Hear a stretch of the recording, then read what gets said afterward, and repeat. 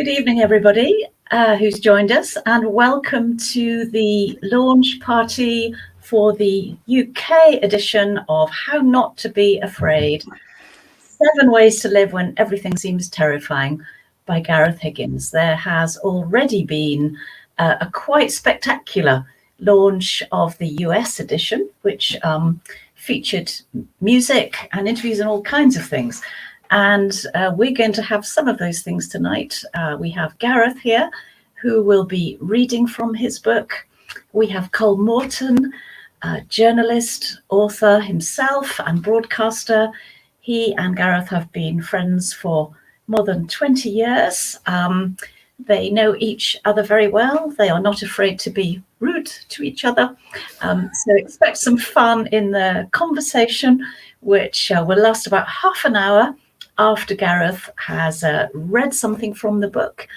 And to conclude that part of our hour together this evening, Gareth will read a blessing from the book, and then it will be over to our audience for Q&A. Thank you for joining in with us. There is an offer on the book for you tonight, 20% off, and there'll be a link later in the program for you to see how to get hold of that. But welcome Cole as our special guest tonight, and particular welcome to you, Gareth. You spend some of your time in America, and we're very happy to have you on nearer soil. We're speaking to you tonight in Northern Ireland. So Gareth, over to you to say your own hello and to read from your wonderful new book. Thank you, Christine. Thanks for the lovely job that you and all the folks at Canterbury have done in making this book so beautiful and bringing it to the UK and Ireland. And thank you, Cole. I'm looking forward to doing this with you. And hi, everybody who's here. I'm going to just read a little bit to get us started. This is from the introduction, a good place to start. Fear is one of the most powerful things we cannot see, universally recognized and with implications for everything in life, relationships, health, politics, and even the limits of what we can hope for as a species. Yet there is something more powerful than fear, and it's also available to everyone, all the time. That something is the stories we tell. How Not to Be Afraid is based on the idea that popular beliefs about fear are mistaken and that we can transform our fear through storytelling. Love, the willingness to give ourselves for the sake of the common good, is the foundation from which these better stories emerge, becoming the antidote to fear. A small bad idea cannot be erased, yet it can be replaced by a larger and better story. So here's a larger, better story that you might wish to try on. Fighting, fleeing, and freezing are all natural reactions to fear, and sometimes may be the least bad options we can see. However, they're all manifestations of oppositional, not creative energy. And just as we know war is not a solution to the world's problems, battling fear doesn't work either. What does work is learning the path of a better story, lived in community, grounded by elders, and with a purpose beyond personal gain. Without the kind of creative empathy that emerges in such a story, we may blame ourselves for more errors than we could possibly have committed. We may fear more booby traps than could ever actually be laid. We may feel that we are responsible for fixing everything, and feeling overwhelmed will be a completely familiar experience. Finding our place in a better story can help us let go of our tendency to try to control things that should never be our burden alone. More than that, while the stories embodied in our fear are often distortions of reality, learning how not to be afraid means tenderly seeking the wisdom underneath the raw material of our most terrorized moments. Instead of erasing our fears by trying to beat them away or getting around them, perhaps we can transcend and include them, even in the very core of our being. This means not pretending that there is no trouble in the world or that it's not my problem. Indeed, the current moment has stirred anxiety in profound ways, and each of us has a responsibility and a gift to share in helping. Some things are indeed worthy of a healthy fear, but they're usually not the things that distract us the most. We should be afraid of mosquitoes more than people, of cars more than war. Most of all, we might be wiser to fear the unlived life more than the monster under the bed. Yet whatever we're afraid of, we're invited not to deny our fears, but to tell a bigger story about them. Many of us feel overwhelmed by anxiety, exhausted by activism, and at times even in dread of the future. Yet these feelings of anxiety, exhaustion, and dread derive their power from a story. We're here to uncover how story shapes our lives, to take a look at how fears depend on the story we tell about them, and to imagine a new story. The story we believe about fear was probably built by someone else, who may or may not have known wisdom about what was best for us. That's only one of the reasons that we don't necessarily have to believe it anymore, although we probably do need to help to discover and build a new one. It will not serve us to speak of fighting or seeking to defeat fear, because adversarial force always boomerangs. Instead, we are invited to be engaged in creating a shelter for larger, more truthful stories. Better stories about fear can transform these burdens into fuel for a more beautiful life, for a more peaceful world, helping us find calm amid the storm. When the shelter is strong, better stories can even guide and empower us to help calm the storm itself. This book is about how to build that shelter. Good job, mate. Hello. Thank you for reading that, Gareth. It's lovely to actually hear your reading voice. I don't think I've ever heard your reading voice before. Very authoritative, very guru-like. Well done.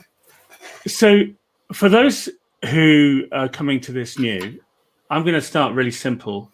Who are you? What are you trying to do here? But let's start with who you are. How do you introduce yourself these days? Well, I say my name's Gareth, and I grew up in the north of Ireland, and I live in North Carolina. And I'm married to Brian Ammons. He's a Baptist minister. I'm a storyteller and a writer. I'm glad to be a work in progress, and I'd like to know more about you. Great. I mean, one of the things I want to pick up on is that there is a personal element that runs through the book, which talks about your own experience of conflict, growing up in Northern Ireland, and all of that. But and we'll come to some of that. But first of all, I mean, it's a hell of a claim, isn't it? A title that says "How Not to Be Afraid." You know, I mean, we've all been looking for that answer, especially in these times. Is there any part of you that thinks, "Oh, I'm afraid not to be able to deliver on that promise"? If I had titled the book "How to Cure Your Fear," yeah, I'd be more concerned about that. But as you know, the title is kind of a trick. The title is not "How to Stop Feeling Fear Ever."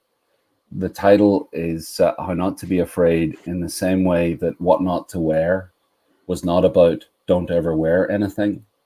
And How Not to Be Afraid is not about stop fearing things. Actually, fear is inevitable and necessary and even helpful. The problem is that in the culture that you and I share, and presumably the folk who are on watching this or who might read the book, our culture hasn't initiated us into being able to tell the difference between healthy, wise fear and what I would call toxic fear.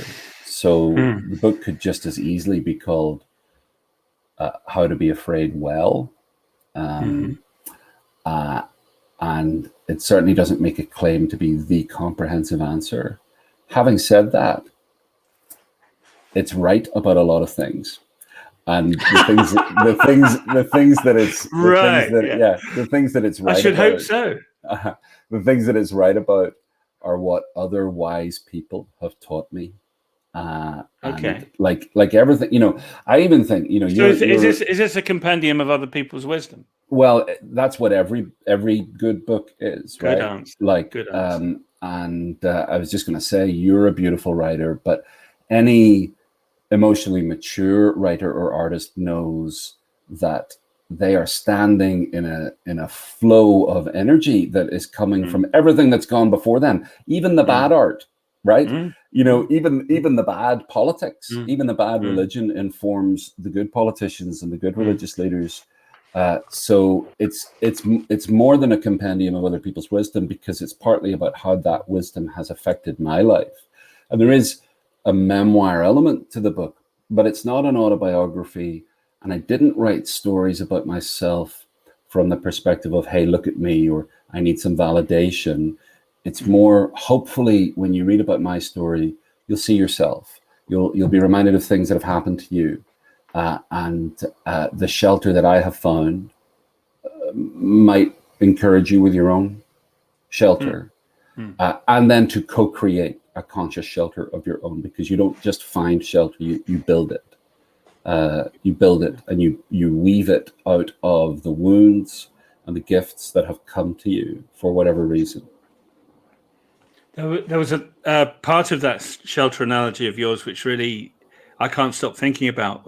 You say that if it rains, you get wet. If you build a shelter, the rain becomes irrelevant. Yeah, because there's a shelter there. The rain never reaches you. Yeah. And as we'll discuss, you know, in the kind of project of creating a story shelter and finding a way to tell our own stories, creating that shelter, which means that those exhausting, anxiety-provoking other stories become irrelevant. They never get to us. I was really moved by that. And I should say that, you know, although I've kind of been playful because we're old mates here kicking off, this is a book that, you know, really truly has moved and provoked me. You know, I mean, an old friend asks you to read a book and you go, yeah, okay, I'll get around to that. I picked this up and I didn't stop. And when I got to the end, I started to make plans about how I might adjust my life in the light of the wisdom that you shared. Which, I mean, I have to tell you, I read a lot of books and that doesn't happen very often. So let's talk about the structure of it. Let's give for those who haven't read it. And I see on the comments, people can comment as we go along. Jill says, "I love this book. Gareth always says something that resonates with me," and I agree with that totally. But for those who haven't, do you want to just kind of walk us through the structure of it and the ambition of it and what you're trying to do? Sure. So the book's in two parts. The first part is about what is fear? Where does fear come from? Where is it useful? And why is there a problem with fear? And, you know, the simple summary of that is that fear is an evolutionary inevitability. It arose in our brains from in the ancient past, our forebears being chased by saber-toothed tigers or rampaged by the neighboring village. And at its best, fear keeps us safe. It stops us from walking too close to the edge of a cliff, or it makes us look when we're crossing the road, you know, or don't put your hand too close to the fire. And it can also protect us around, you know, don't give too much of yourself away. You're gonna drain yourself, or learn to trust people before you share too much of yourself, you know. And the problem is we all have these publication company devices that we carry around with us. And but prior to the internet, there was still a bombardment of information. Once the Industrial Revolution happened and we moved out of villages, and humans prior to us might never have known more than about 30 people. And now we have, Facebook has to put a maximum of 5,000 on your friend list, right? So maybe on yours. No, I've not. I've never reached my max.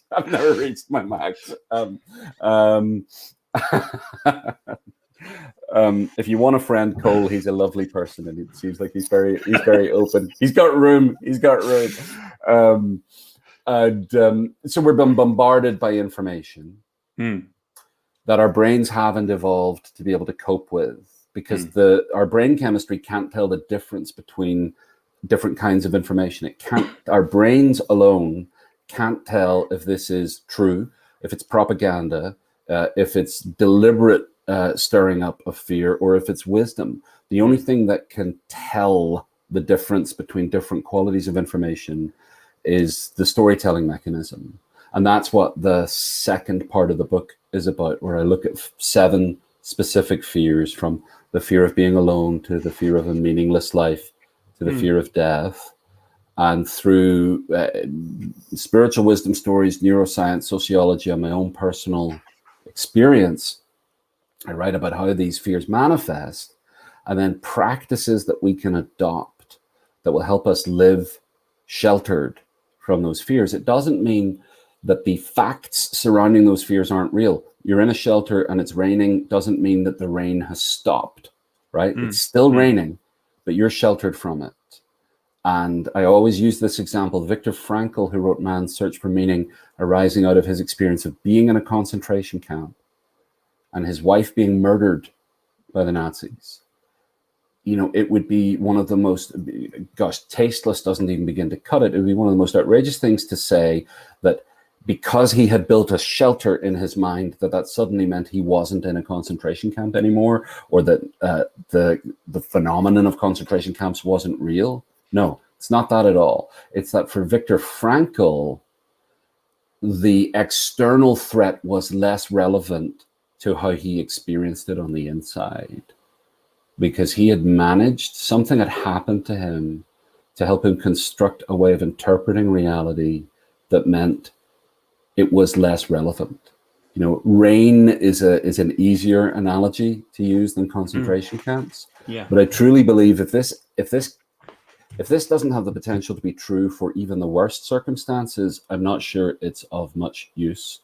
We're just playing games otherwise. And there are plenty of people who've been through the worst circumstances, who've written about what got them through was these 2 things. And this is, I'll wrap up saying what I'm saying about the second part of the book. There's really 2 kinds of practices that we can adopt that will help create a shelter between us and fear. One is personal practices that slow us down and that start to repair our inner lives, the way we respond emotionally. There's one very simple practice I write about earlier in the book, which is just about slowing down your breathing. And then there's a lot more complex ways of doing that. But without forcing yourself, just sit still, slow down your breathing, do it for about a minute. And then as you inhale, call to your mind an image or a thought that causes you to think about gratitude, compassion, or love. As you inhale, it could be a picture of a person's face. It could be a place you've been to. It could be an event in your past. It can even be a fictional character, as long as it stimulates the sense of gratitude, compassion, or love. And as you inhale, let that get clearer and deeper in your mind. When I do this, I often imagine I'm looking at a drive-in movie theater screen in the desert. And as I'm looking at the screen, the image is getting projected stronger and clearer and stronger and clearer. And then when you exhale, send that image with your mind to every cell of your body. And then the next time you exhale, send that image to people you know who need it. And the next time you do it, send it to the whole world. Now, you can learn to do this in a minute. And there are people who seem to have learned to spend 24 hours a day doing this. right? And I think most of us somewhere in between those two things, and there's neuroscience to back this up. So that's one of the practices. That's an internal practice. And then the other practice is about community and connecting with other people who are on the same journey toward building a shelter about fear. And I'm sure we'll talk about that at more length later. That's the structure of the book. What is fear and what are we going to do about it? And then it ends with some blessings about specific fears. Thank you. I was itching to jump in on 2 or 3 points there, as you could tell. Yeah. And one of them, I mean, when you describe that process of gratitude and sending it out to the whole world. Yeah. When you said that, I was thinking of the Gareth that I first met 20 years ago, who, if I had said to him, well, what you need to do is you need to visualize gratitude and then send it out to everyone in the world, would have gone, what? Hello? Who is this kind of snake oil salesman? Right? I'm not accusing you of being a snake oil salesman. What I'm saying is, when we take little, when I ask you to pray-see the book, what that doesn't necessarily take into account is the context and the depth and the resonance and the personal experience behind the things that you're saying there. Yeah. So I just was a bit kind of worried that you were undervaluing your own kind of process there a bit in the way that you shared it. So, well, it's difficult to do when we're having this conversation. No, and if you're, so I think what you're reaching for, I'm not sure that I would have thought you were a snake oil salesman. I actually think I was desperate enough that I would have taken anything. Well, yeah, maybe. And that's what I was doing, because I really did grow up with a lot of fear and terror, really. And it wasn't just about the troubles in Northern Ireland. In fact, it would be dishonest to say that I felt visceral terror about the troubles as a child. That came later. That actually came in adult life after the ceasefires as a sort of delayed trauma reaction, more looking back on the insanity of what we were growing up around. And also the fact that a lot of us here in the north of Ireland had become so resilient. We'd had to become so resilient, my parents' generation particularly, that we downplayed, just like you're saying I might be doing for myself, we downplayed how bad it was because it was a way of getting through. But the truth is that it's just a matter of chance for most of us that we weren't killed. Most of us, my generation, my parents' generation, it's just a matter of chance. You weren't in the wrong place at the wrong time. The terror that I felt viscerally on the inside was about God, about religion, and about the belief that there was something wrong with me because I was growing up questioning my sexual orientation. I didn't even have the language for that as a child in the 80s. The only vocabulary I had was you're sick, you're sinful, or you're demon possessed. And that certainly created terror. And there was a terror of the world. There was a terror of what people would think of me. There was a terror of not having security. And there was a terror of leaving the community that was telling me these things because I didn't have any other community. And they were also well-intended, good people who I think were right about some things and totally wrong about this, right?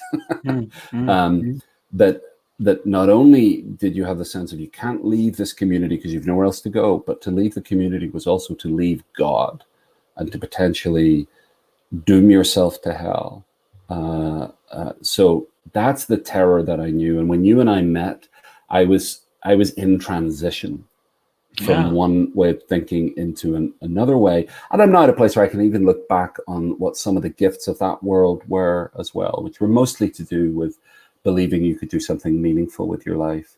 And I also, in that more conservative religious world, discovered the blessings of community for the first time, really being part of a group of people who were doing something together and who were in and out of each other's homes and who cared for each other. So I've been, for whatever reason, I have happened upon spiritual wisdom figures in my life who have taught me more and have initiated me more and mentored me more. And, we get mentored by the books we read as well as by the people we meet. But so, yeah, have I upplayed the terror of my past enough yet? I don't think that anybody, just thinking for a second about somebody growing up in Belfast during the Troubles, in a strong church context, who was struggling with their sexuality, I'm not sure that any of us could, come up with something that was more problematic than that. There are all sorts of problems in there for the emerging child, adolescent, whatever. Sure. Well, everyone has their version of that. Yeah, well, well. Yes, I was going to say, because when we met, we were coming. I was also in that period of transition from absolute certainty to ambiguity. Let's put it that way. Yeah. And that's why we started to talk, I think. But one of the things that you write about beautifully in the book, and that you've just touched on there, is that there are times when we have to walk away from certainties that are that feel like a shelter to us. I don't know about you, but I'm nostalgic for the comfort of the certainties that I felt at that certain age. Well, I understood what was happening to the world and what my part in its redemption was, and how and who to follow to get to the place I needed to go. I don't understand any of those things anymore. There's a whole bunch of other things that I understand that are certainly feel more valuable, but I don't understand those things. So there's in order to build a story shelter in the way that you're describing, in order to give ourselves some sort of sense of protection and fortification, it often means that we've got to tear down or allow to be torn down the previous shelters that surrounded us, right? It's the only way to grow. I mean, you have to lose your first set of teeth before your second come in, and there are growing pains at every stage of life. Now, and sometimes they're really dramatic.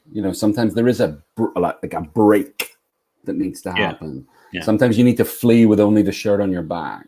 And if you're in danger, that's what I'd encourage you to do. And I would say to anybody, if you're in particularly in a religious context or a political one, because political communities are becoming more visible as identity markers. I think in the current moment, like if you're in a group and you're scared to leave it, that's almost certainly the reason that you should leave.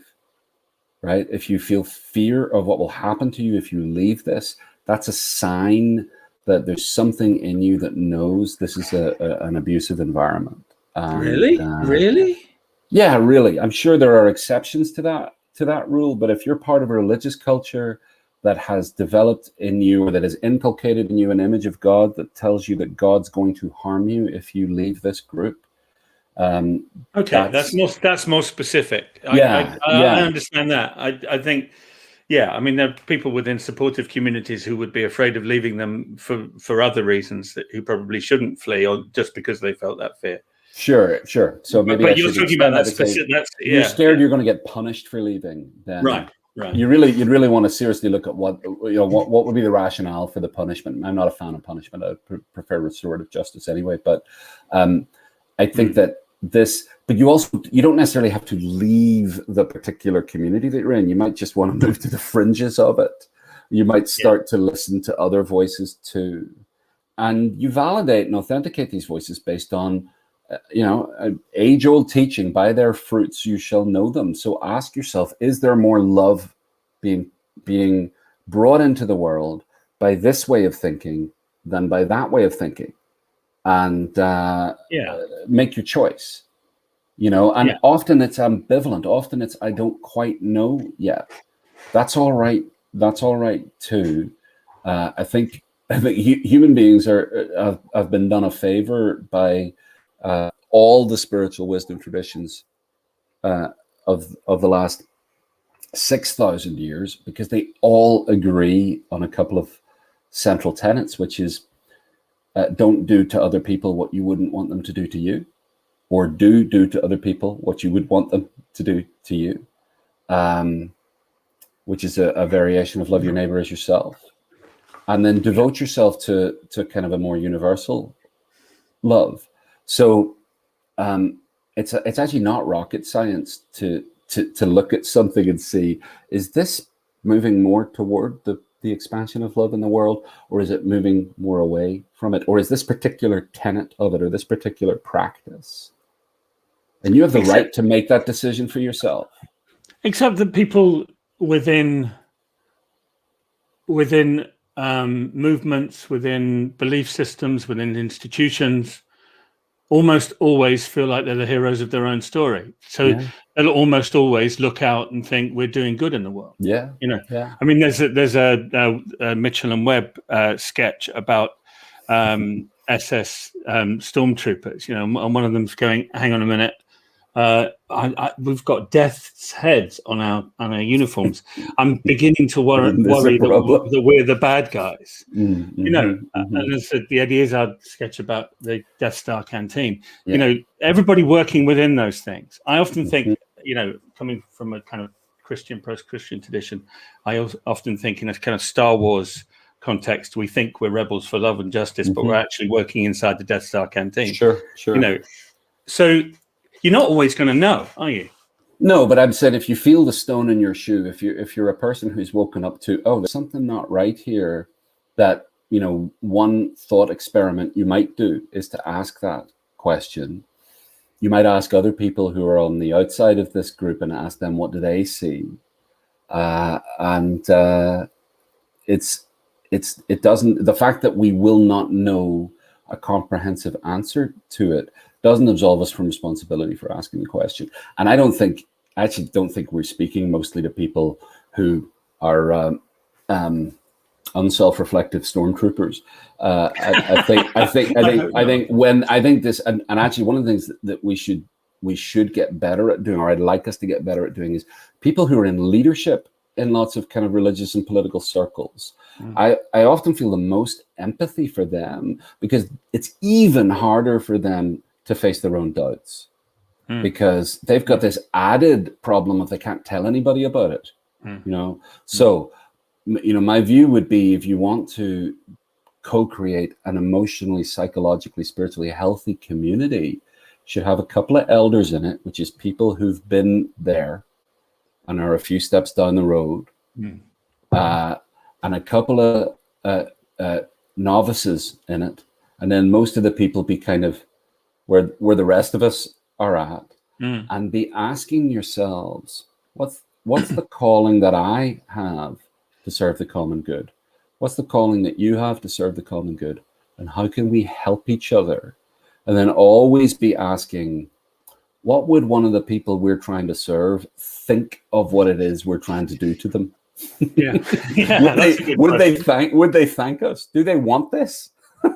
Does the old would I want this? Would Yeah. I want this? You know. Yeah, I mean, I should say that one of the reasons I think this book works beautifully well is you have the combination of, if you like, the kind of the theoretical, the big thinking.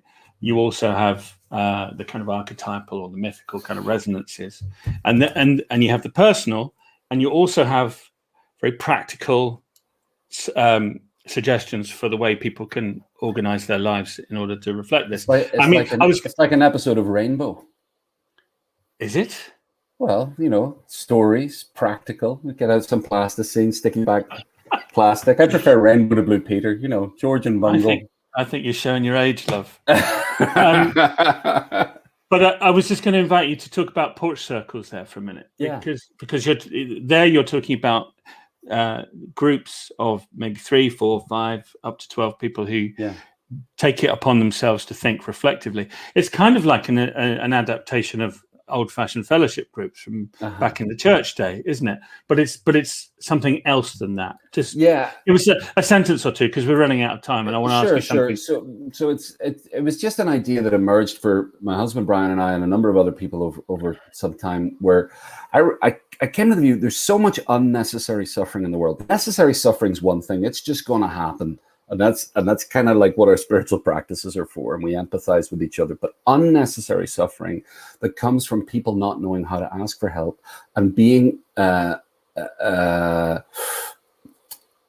indoctrinated and enculturated in an individualistic society that says, thus far, no further, right? Yeah, let's be good neighbors, but I'm never going to talk to you about my money problems. I'm never going to talk to you about my sexual anxiety. I'm never going to talk to you about my deep grief. And you're never going to talk to me about it either. And what's even worse than the suffering that's going on in my house would be if you knew about it, I'd feel worse, right?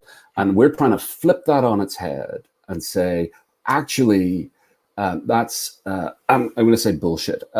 That's no way to live, and that there's actually a fairly simple path out of that about connecting with each other. The challenge is we haven't been taught how to connect. So I'll say really briefly, what we invite people to do is form groups of 3 or up to 8 or 12 and meet for a cup of coffee or a meal and ask 4 questions.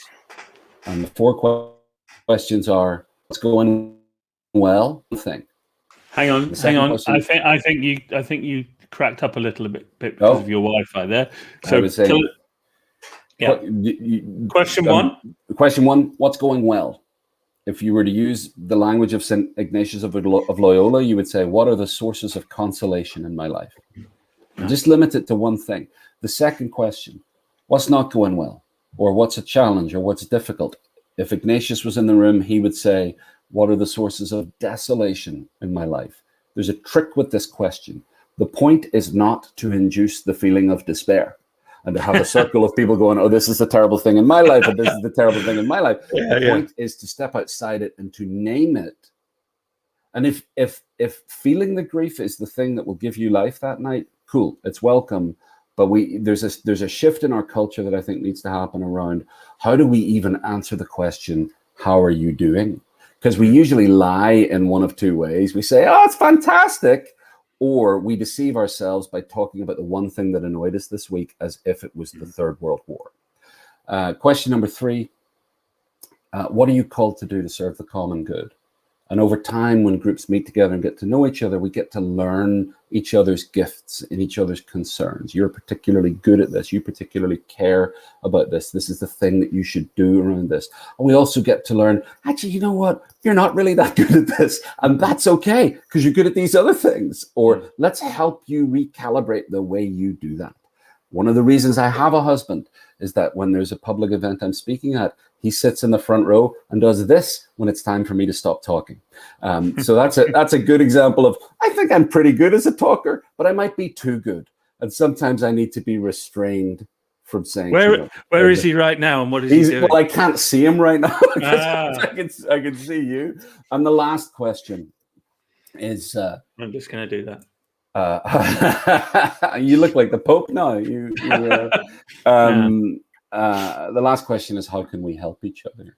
And this is one that we're invited to take really seriously, because I think in our culture we'll say things like, hey, if you need anything, will you let me know?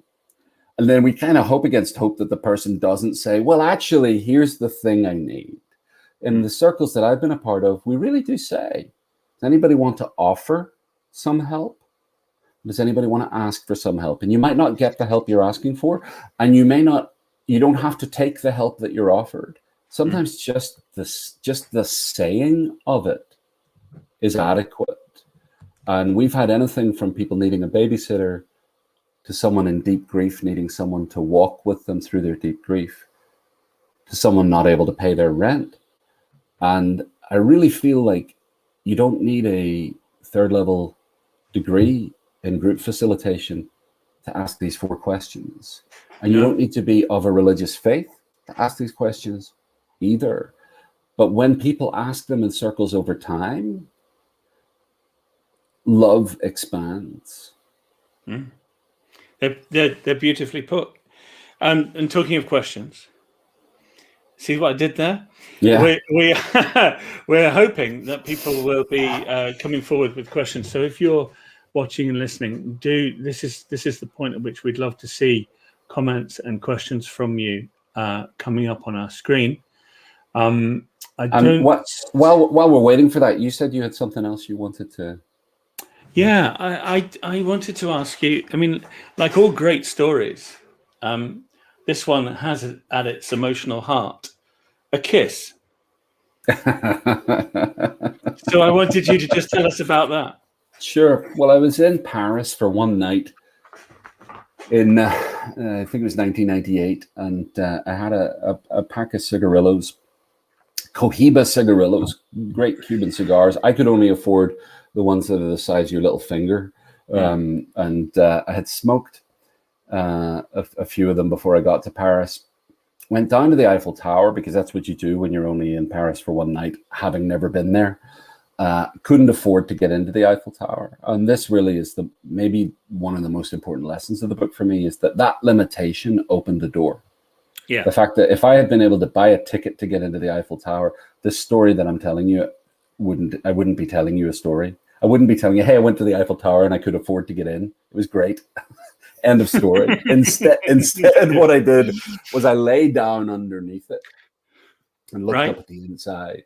And then I walked over to the bridge nearby, the Pont de l'Alma, and I smoked another one of my cigarillos and looked moody. I was probably writing in a journal as well. The great Irish novel. I can picture you now. Yeah. Yes, yeah, it's a beautiful sight, right? It is, and smouldering. And a fella came over and asked me for one of the cigarillos. I had 3 left after I gave him this one, and we talked for a while. And he had fallen on hard times, and it was a really difficult experience he was having. We just talked, and then as it was time for me to leave, he leaned in and he kissed me on both cheeks, the way the French do, and then I offered him some money because I thought that's what you're supposed to do, and he seemed offended by that. So then I asked him, "Is there anything I can give you?" And really hoped that he wouldn't ask me for my remaining 3 Cohiba cigarillos, but that's what he ended up getting. I gave him the 3 cigarillos, and then he reached into his backpack and took out a set of electric hair clippers and gave them to me as a trade. Right. And then he pulled me in close and kissed me full on the lips for 3 or 4 seconds. And many years later, I was in a church basement in North Carolina. Sorry, Gareth, can I just interrupt and say, yes, he was an attractive man. He was a beautiful Swiss soldier. I should have said that. Sorry, he was a Swiss Army veteran. He was 31 when I was 22 or 23. Right. I just wanted to kind of, you want to beef up the story. Thank you. No. But that's part of the freak. Well, it is true. It is true. Because you're not being approached by someone that you're repulsed by. No, I'm approached by somebody I would have been quite happy to kiss if I hadn't been so repressed at the time. And it was the first time I'd been kissed by a man. So a long time later, I was That's okay. You just tell the story, and I'll just bring out the bits that really matter. That's how it worked. At the premiere of Two Gentlemen of Verona, there was an audience member saying, "Hey, Bill, you know." Yeah. Anyway, on you go. Anyway, it should be Three Gentlemen of Verona. We have a question coming in from Jill, so you better speed up. I respect Jill. Jill's very kind. We're going to get to Jill's question. So I was telling this story in a church. The pastor of the church got up and left the room. It was a really weird experience. Oh, okay. I felt nervous, and I finished the talk, and then he came back into the room with a plastic bag in his hand and his big beaming smile on his face. And he got up on the stage to thank me, and then he handed me the bag and said, "I think these are yours." Oh. And he made me open the bag on the stage, and I pulled out a wooden box with the brand of Cohiba cigars burned on the front of the box. Right, and I slid open the box, and inside there were 3 Churchill-sized Cohiba cigars, which are significantly larger than cigarillos the size of your little finger. A friend of his had been to Cuba and had brought these as a gift to him the previous week. And when he heard this story about me giving the 3 cigarillos 14 years previously, he felt like, oh, I know where these are supposed to go. And the sense I had was they'd been traveling for 14 years across an ocean and across time, and they'd gotten bigger along the way. And that, for me, I thought the story had ended in Paris that night when I gave him the cigarillos, and I'd actually felt quite proud of myself. I'm pretty cool. I gave these cigarillos away. And you'd been telling the story on that basis. And I've been telling, really what I've been telling, the basis of the story was, if humans approach other people on the basis of them and us, and that us has something to give them, even if it feels benign, it's no wonder if our relationships with strangers end up looking more like economic translations rather than love. And that was the point I was trying to illustrate this morning. But when the new cigars came my way, I realized that the point of the story for me was, you never know when a story's over, even when you're in it. Maybe especially when you're in it. And that if you're in a place in your story right now where it feels like a horrible end or a painful end, or something's over and you're just burdened with that, it might be some comfort to you to think about other times in your life when you thought that something was limiting and ending in a bad way in your life, but it did actually lead to a door opening to something else. That you wouldn't be where you are today in all the ways that you value if it hadn't been for those difficult things before. It doesn't mean they don't matter. It doesn't mean they don't still maybe need to be redeemed or healed. But even if you've had a healthy experience of grieving pain, that's something. The grief is something. That's something to be treasured, actually. The postscript to the story is that somebody really close to me, after I had formulated the idea that the point of the story is that you never know when a story's over, especially when you're in it, he pointed out to me that's not the point of the story at all, or that maybe a more important point for me would be, I'm a very romantic person. I like magic. I like wonder. I love movies. I particularly love French movies.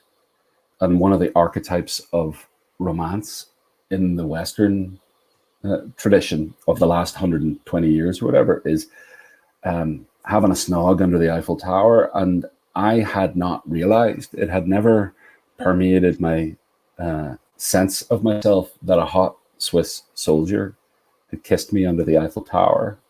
And I was so repressed, I didn't even notice. And so what I want to do, and what I hope this book helps people to do, is to notice what's worth noticing. See, that's beautiful. And thank you for sharing that. And to those who are watching and listening, I'd say that there are other stories within the book which just animate things beautifully like that.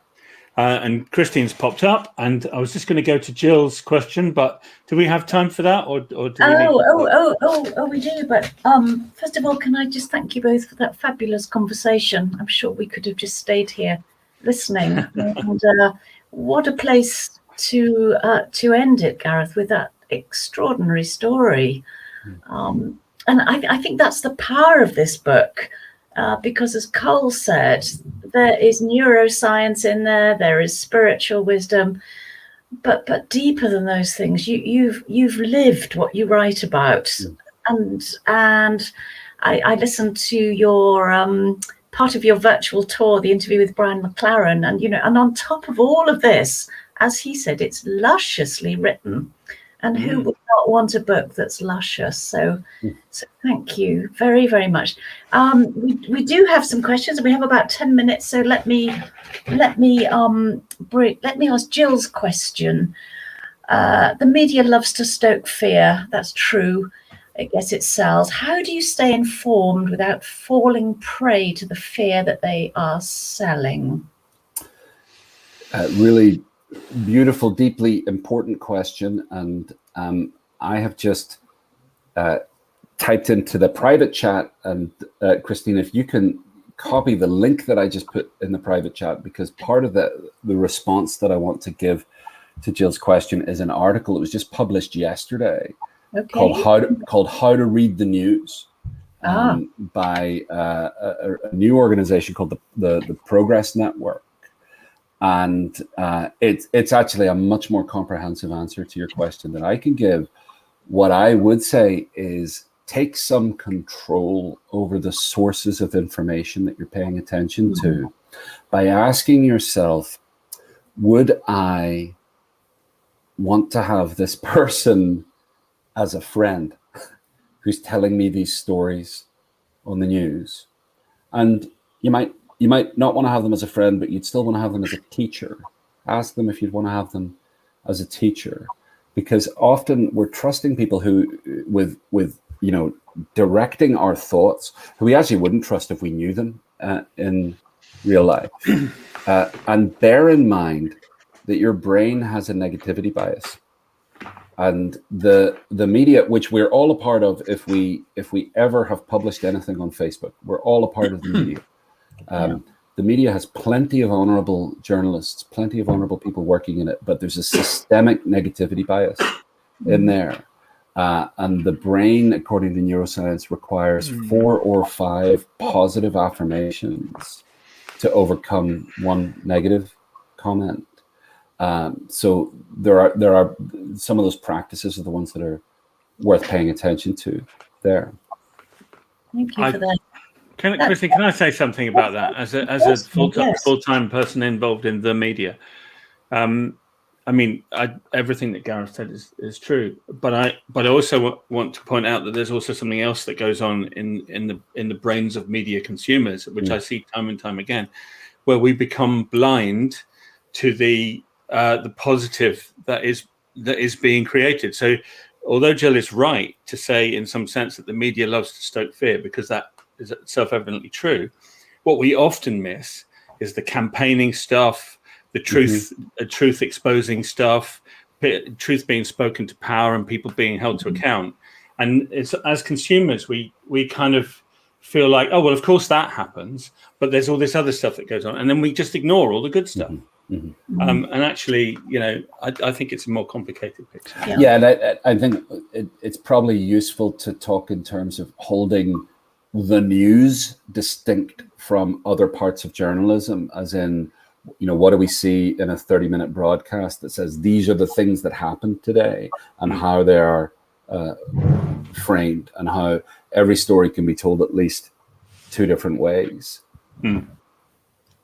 Indeed, and interestingly, some big organisations in sport have decided to boycott Twitter and Facebook for a few days, just to kind of break that chain.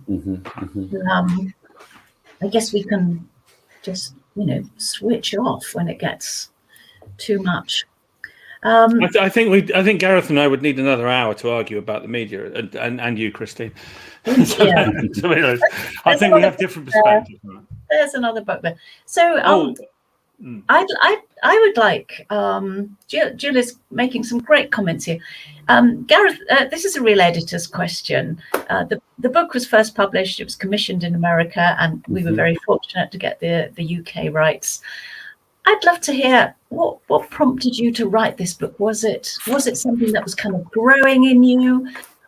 Was there a particular trigger? What made you think now is the time? I think the last 5 years in the US were a very strange time for a lot of people. I think that people who were on one side of the political equation felt like obviously a resurgence was happening for them, and their way of feeling secure. And people on the other side felt a lot of fear, a lot of deep concern. And it was as if the things that had helped people feel secure had just been ripped out from under them. And a wise friend of mine put it more gently than that, which is that most people of privilege, most people with resources in the US, what we had lost in the last few years was a false sense of certainty about the future.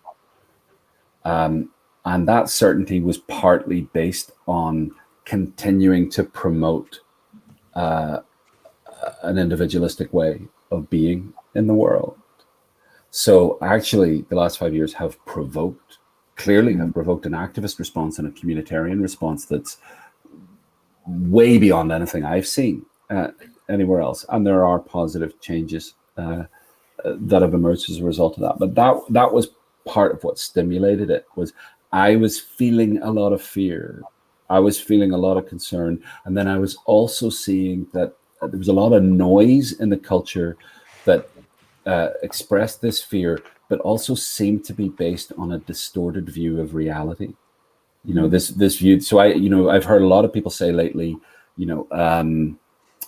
what's the phrase? Now more than ever. Now more than ever. You hear that phrase a lot, and I'm not sure that's the most accurate phrase, because really, even to take something as sensitive as the pandemic, you can compare the COVID pandemic, and all of us have lost people. And I've lost.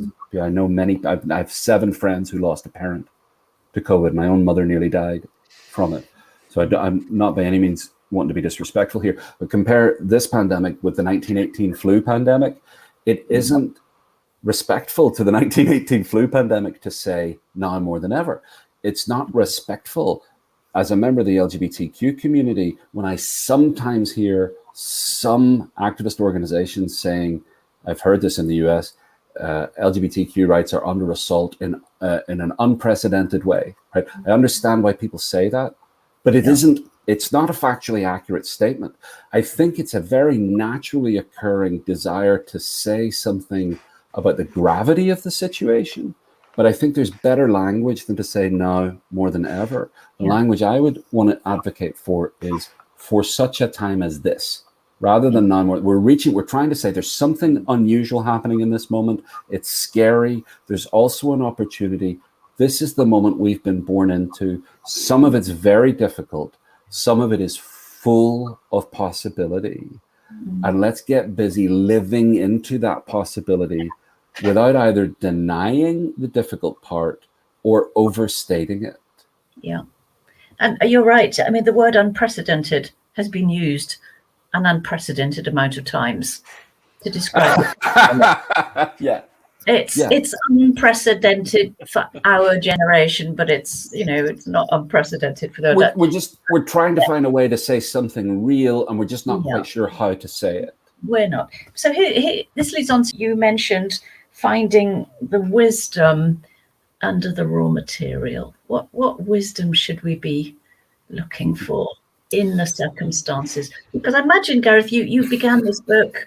The pandemic was an unimagined event. It was. Yeah, it was. Yeah. Well, what wisdom can we be looking for now? What should we get up tomorrow and start doing? If we're not already doing it. Yeah, if we're not already doing it. Take a minute a day to breathe more slowly. Right. And if we're not already doing it, invite a couple of people for a cup of coffee and try the porch circle questions and see what happens. Yeah. But the wisdom in present circumstances, I learned a beautiful thing from a Buddhist Mondo Zen teacher last year who said that underneath anger is fear, and underneath fear is love and care. What we are afraid of happening is happening to the people we love, including ourselves. And sometimes that fear manifests as rage and violence. But if we can stop, if we can pause for a moment and look, what's the fear under my anger? And then under the fear, what's the love that's here? And walk down that road, actually. That doesn't mean that you're not going to suffer more in the service of that love.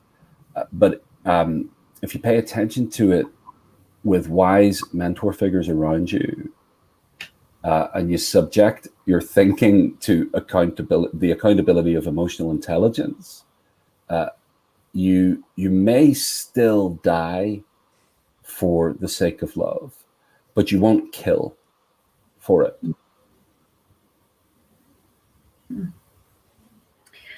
Well, that's a wonderful statement to bring us up to the hour. It's 8:00 exactly. Thank you again for that really, really illuminating conversation. And to everybody watching, you can go back to this link and watch it again and again and share it with your friends. It will be on YouTube, I believe. And before we give the last word to you, Gareth, and ask you to read us a blessing from your book, just a reminder, and Josie, my colleague, has a slide that will come up. You can buy the book at 20% off for the week beginning today from the link there, www.canterbury Press or Church House Bookshop. we'll be happy to send you a copy.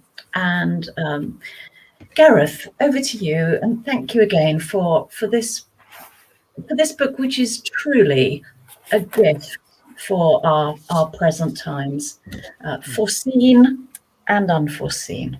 Thank you. Thank you, and thank you, Cole. This has been a lovely conversation. I want to read one of the blessings from the end of the book, and it's called "A Blessing for Seeing in the Dark." One thing to know before I read it is one of my teachers is an Irish shaman called John Moriarty, who's been dead about 14 years now, and I never met him, but I read him, and his words mean the world to me. And he tells a story about being at home late one night with the lights off and looking out the window of his house and seeing the full moon illuminating the water and being stunned by it. And then he switched the light on and the moon disappeared. So he switched the light off again and sat in the dark, which enabled him to see the light. So this is a blessing for seeing in the dark. No one can know your darkness like you can. And even you will not know it unless you face it. Strange, I know, to imagine facing something you cannot see. But there are things that can only be found in the dark. There is light that can only be seen in the dark. There may even be fragments or dimensions of love that will only touch you if you let them visit you in the dark. You're here not just to save the world, but to be changed.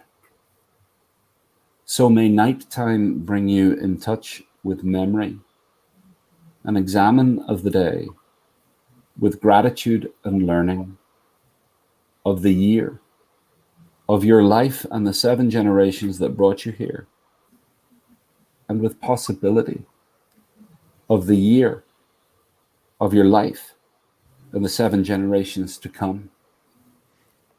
May you wake from your dreams laughing and carry innocence becoming wonder wherever you go.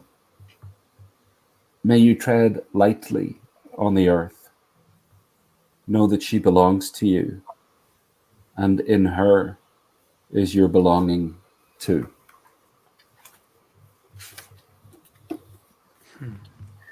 Well, thank you again, and thank you to everyone who's joined us, and may you be enriched and blessed in your reading of Gareth's wonderful book, And Not to Be Afraid. Thank you. Thank you. Good night.